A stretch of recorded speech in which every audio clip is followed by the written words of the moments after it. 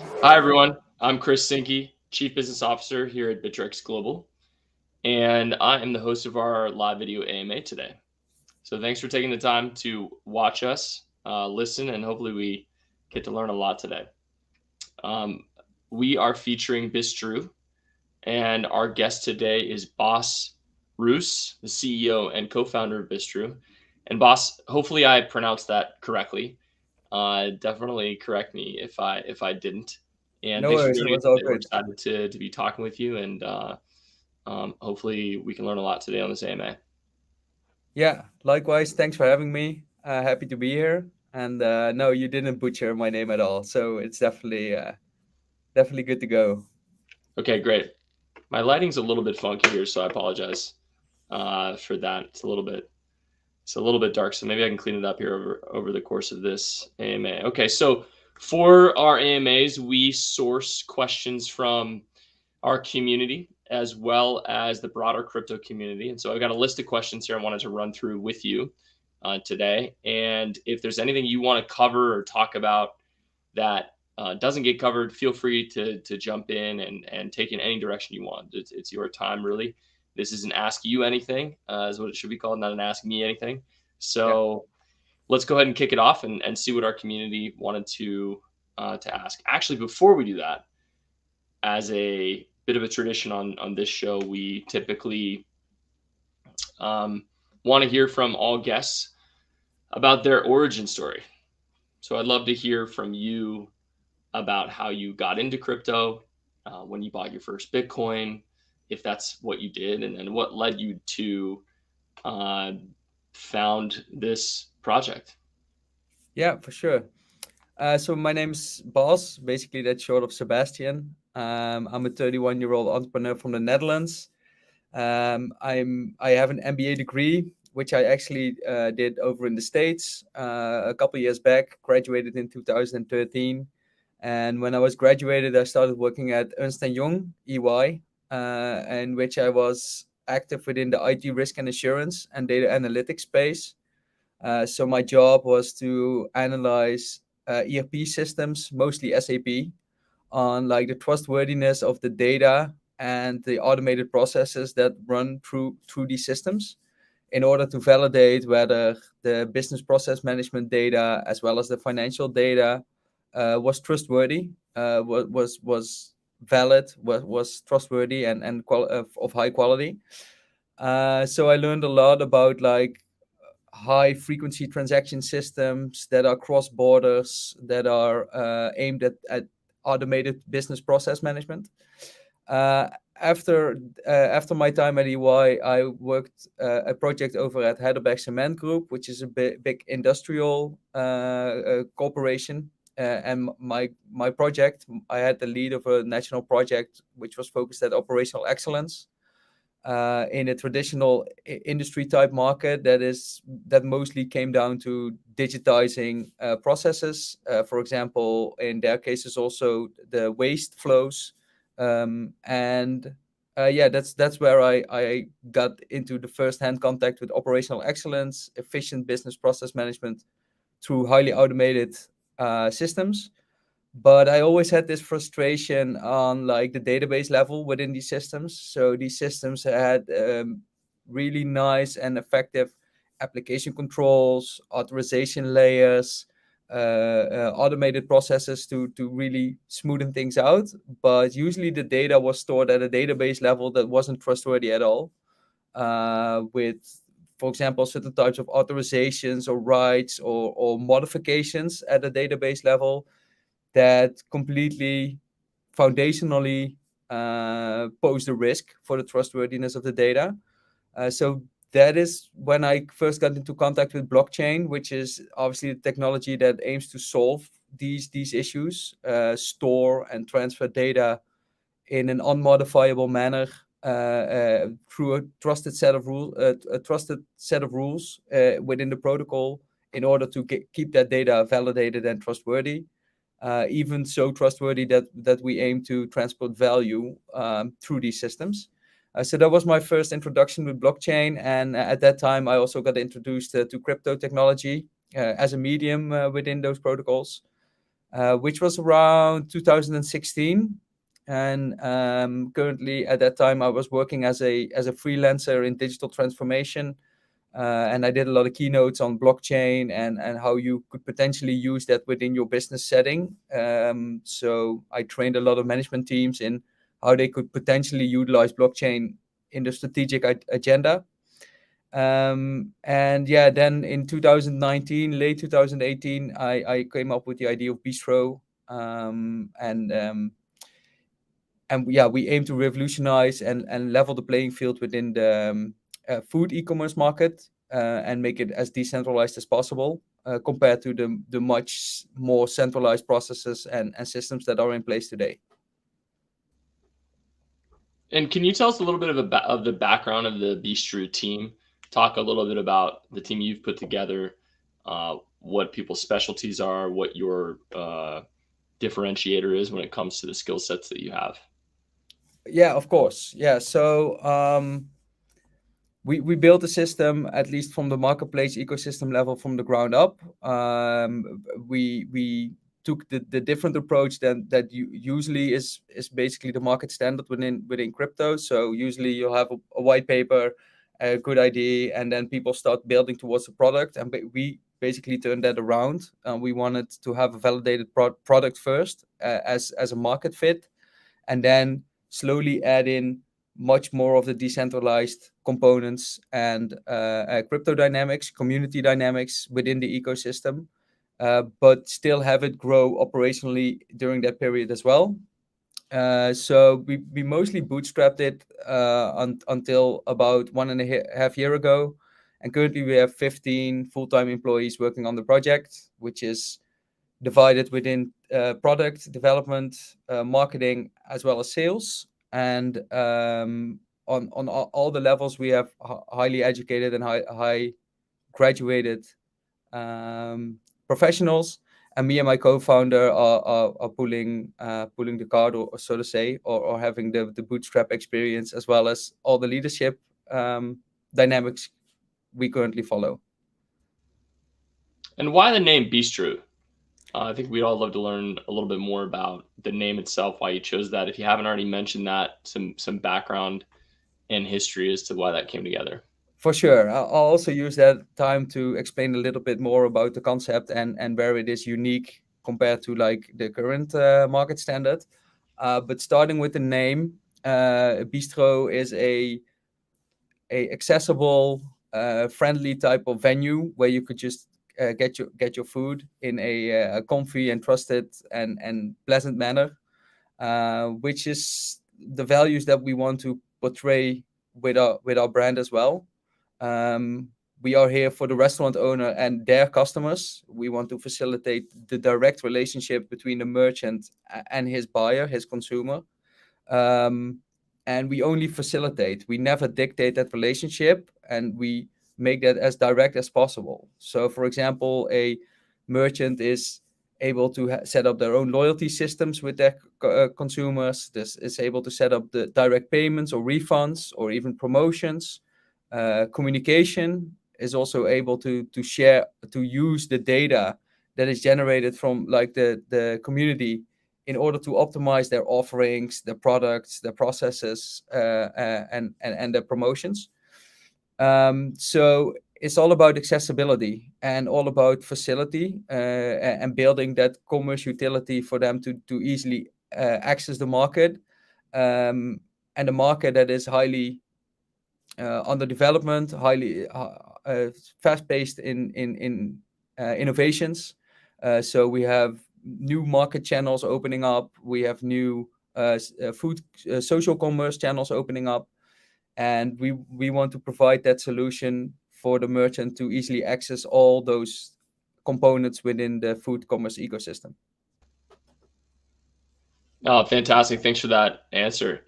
And then looking forward into the future, one of the questions that always kind of comes up in these AMAs from our community is, what does the roadmap look like? What's the future look like for you guys? What's the short-term vision, and then what's the next few years look like? And actually, the question says 5 to 10 years here, but that's like an eternity in crypto. So I'm not going to ask you that. Gotcha. Yeah, you're absolutely right. So we just released a roadmap for this upcoming year, 2022, on our Medium blog. So if people want to look over the details, they can definitely refer to that. But our longer term vision for this is to build an ecosystem in which the merchants could access the market in all the ways that is relevant for their business. So it's all about the direct relationship between the merchant and the consumer, but the protocol is aimed at community growth and community contributions and community enrichment as well. So we'll have a partnership portal, we'll have a developer portal, we'll have different types of apps, channels, and also DLT, distributed ledger technology solutions, where we can integrate with in order to facilitate all those demands that the merchants and the consumers might have. So it's much more than just an app or a marketplace. The marketplace is one of the apps within the ecosystem, to be specific. So the long-term vision, as is also set out like in the schematic shown in our blog, is to actually become this adaptable and community contributed and community grown ecosystem, which is just customizable or how would I say, being able to be enriched or contributed by certain types of community stakeholder groups. So this is really the protocol as a service way of thinking it, instead of just the centralized platform technology that our current competitors do. And for the next year, we have set out the roadmap accordingly. So, for example, currently we're wrapping up the final Core V4 update, which is a completely refactor of a stack in order to have it scale internationally, both on the technical level as well as on the operational level. We are doing continuous UI and UX improvements in order to increase customer retention, but also increase customer and merchant satisfaction continuously. We have just introduced the user accounts, so people can just create a Bistro user account, and they'll be able to do easy reordering or follow their history, or in the future also apply for certain types of stakeholder roles or ambassador roles or like referral programs. We have single asset staking for the token side of things on a short-term That was roadmap. actually going to be my next question. Yeah, can you dive a little bit more into the staking features that you guys currently support, Yeah, for and sure.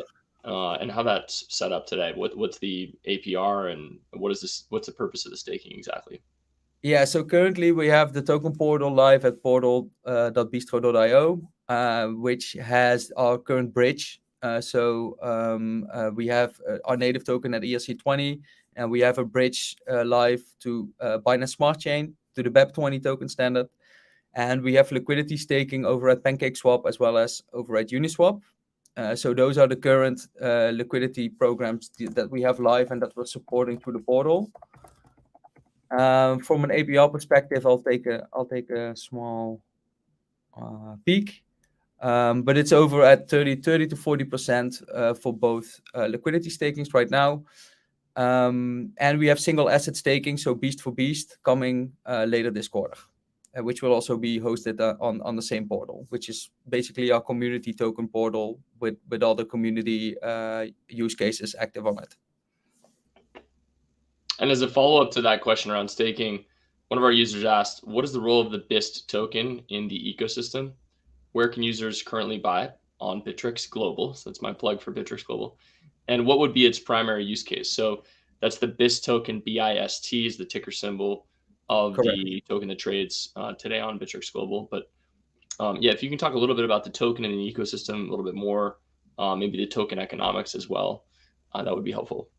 Yeah, for sure. So, as I mentioned, the ecosystem is aimed at community growth, community contributions, community input, and we want to really incentivize the dynamic between the core stakeholders, which are the merchants and the consumers, and the additional stakeholders, for example, developers or partners, promotional partners or commercial partners. And one of the biggest use cases for the token is the reward systems. So, for example, the loyalty systems will be managed through the token.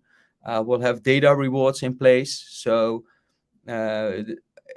you'll be sharing your data for us to optimize our advertising algorithms with deliberate consent, obviously, with all the changing focus on privacy. But in return, you'll be able to get rewards for actually supplying that valuable data or valuable input to the system. And in return, you can spend those within the ecosystem to access features if you are a merchant, for example, premium features, or if you are a consumer, you can just buy your food with it, or contribute to your favorite restaurants in the form of tips or any other donation type of things. So the biggest use cases are rewards and payments for now, but it's all about contributing any contribution that is valuable towards the ecosystem, be it data, be it technology, be it content, or be it even offerings. For example, invite a best friend or onboard your favorite restaurants. So it's all about the community growth dynamic. Fantastic. Thank you for that answer. So I have another question here on my list, which is sort of, I'm going to read verbatim from the community. And it goes like this. Another user said, in quotes, Bistroo's concept to combine the blockchain and the food industry is really innovative and unique. I want to know, what major issues do you think that the food industry currently has, and how does Bistro fit into solving these problems? So I know you've spoken about this a little bit already, but maybe summarize a lot of the things you've talked about as to why you created Bistro into answering that question. Yeah, no worries, of course. So, like at the core of food industry is like highly dominated by intermediaries. Every channel we know is heavily dominated by the intermediary dynamic. So online platforms, they really dominate and dictate everything that happens within that channel. So they own every customer relation, every customer data point, customer loyalty, customer communications, customer payments, customer refunds, customer promotions, and they dictate that towards their suppliers. In my analogy, which are the restaurant owners. The restaurant owner isn't really in full control of their own business anymore. It's just they have to fit a certain type of way of working, and that's their vendor lock-in that they have right now. So our goal is to flip that model and not have people not dictate, but rather facilitate. So we are building a neutral commerce network that directly links these two stakeholders, and therefore have a neutral commerce infrastructure instead of like the intermediary dynamic. I think that's the biggest problem in food right now, because it leads to like high prices. It leads to a lot of untransparency. It leads to a lot of like maybe trust issues, because there's just a one size fits all solution, and you'll have to run with it one way or the other. And our goal is to actually bring supply parties and demand parties very close together and provide the transparency and security they need to actually do commerce with each other, perform commerce. And then another submission, not necessarily related to that, more related to the technical aspect of the Bistro token. Yeah, You're sitting on Ethereum right now, correct? Or at least we've listed the ERC20 token, if I'm not mistaken. exactly. And do you have any plans to bridge to other blockchains such as Solana or Avalanche or any of the others that are out there? Yeah, so we already have an operational bridge to Binance Smart Chain, to the BEP20 standard, and currently we are focused on EVM capable blockchains, because our reward systems are going to be EVM and Solidity based. So in the near future, once we have deployed our reward systems, we'll be looking into a how do I say it, agnostic type of approach for every EVM compatible blockchain. And then one of our community members asked, looking forward, and this is a metaverse question. As the metaverse continues to grow at a rapid pace, does Bistro have any plans to enter this space? And like, how would you define what you're doing in the context of Web3, decentralized data, and metaverse components? And then, what would a Bistro metaverse project look like in your mind? Like, what does the future hold in that space over the next couple of years? Yeah, so metaverses are like linked to NFT dynamics at its core as well. So we are looking into how we can like logically adopt NFTs and ownership within our ecosystem as a starter. So, for example, could NFT hold a obligation to actually deliver a certain type of product or service? So which will be more of a like right and authorization type of container and ownership thing. But we could also have NFTs going within our ecosystem for highly performant merchants, which entitles them to certain types of discounts or certain types of promotions because of the fact that they currently hold a certain type of right through an NFT.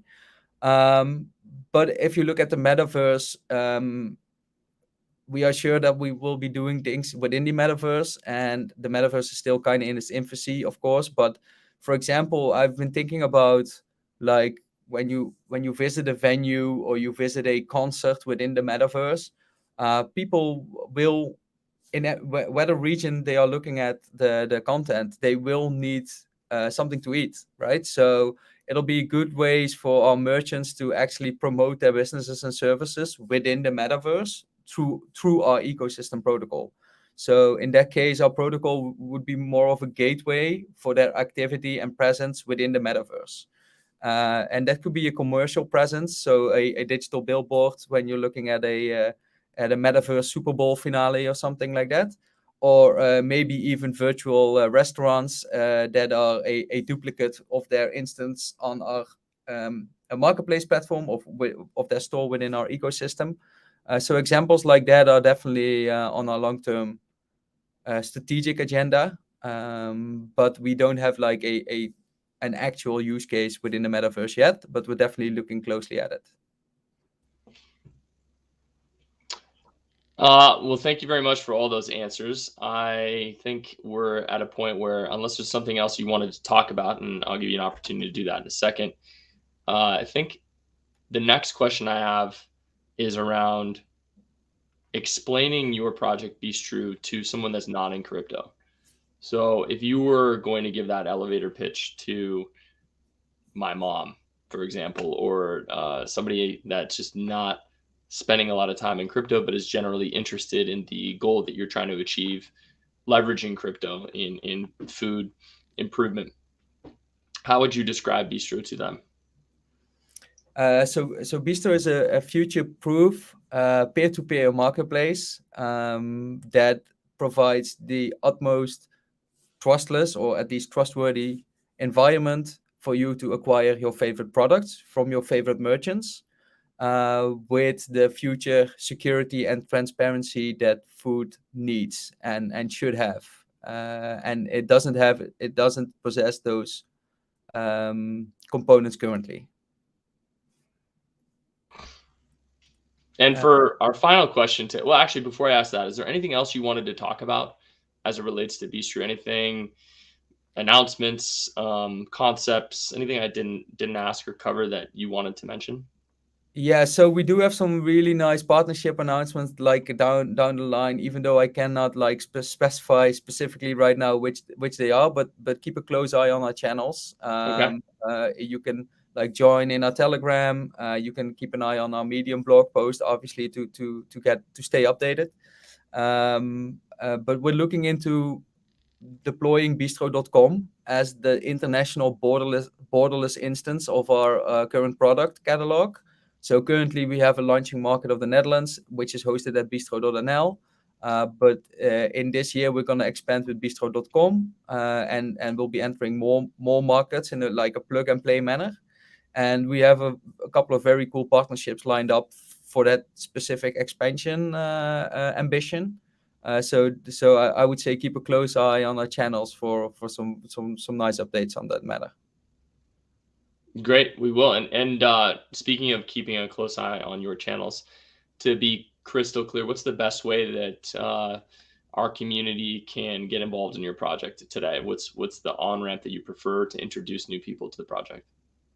Yeah, so we have multiple channels. That like the Twitter, our Twitter is highly up to date, and we have a real champion handling all the engagement and interactions within Twitter. So if you have a question, just shoot a DM or respond to one of our tweets. Obviously, Telegram is an accessible and really um, easy communicatable channel for us as well. So please join us on the Telegram channel too. But please be aware. I have to say we did have our like first big scam channel trying to duplicate us. So be really sure that you have like the right channel if you really want to join us and don't get scammed on Telegram. But those are the two that are most accessible, and we're working on a Discord community too. Well, if you don't have a scam artist chasing you, then it means you're not successful enough. So congratulations on meeting Yeah, that I threshold. figured Yeah. I figured something similar, but we Yeah. did report them, and hopefully they'll get blocked soon. But for now, they just have a scam warning, and obviously they know how to copycat good projects. So please be aware. Yeah. Well, thank you, Bas, for joining us today on this AMA. We learned about a lot about Bistroo and the Bist token. That's BIST, which is available for trading on Bittrex Global Open Trading Markets. And we're very excited about your future and hearing more. So, for those who want to learn more about Bistroo or join the journey, please go to www.bistro.io. That's BISTRO.io. And thank you again, Bas, for joining us. And please Yeah, extend our it's a thanks to double. the Bistro It's team. the double O everywhere. Yeah. So Oh BIS yeah, the double O. I see double that. O. Yeah, double O. BISTROO.io. Gotcha. Yeah, perfect. Thanks for having me, Chris. And nice to be working together. Absolutely. Cheers. Okay. Cheers. Bye bye.